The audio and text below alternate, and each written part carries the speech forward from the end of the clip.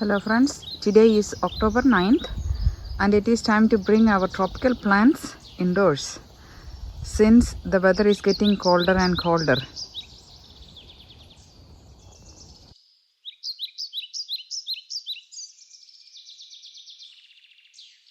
When the outdoor temperature drops below 50 degrees Fahrenheit, we need to bring our tropical plants indoors. I have this curry leaf plant, actually few of them, a pineapple,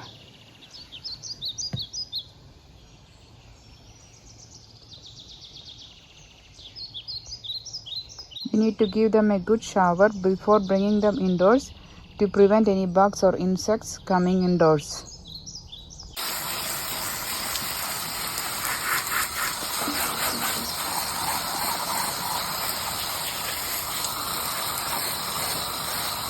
Place the plants in an area where they can get at least 6 hours of sunlight a day.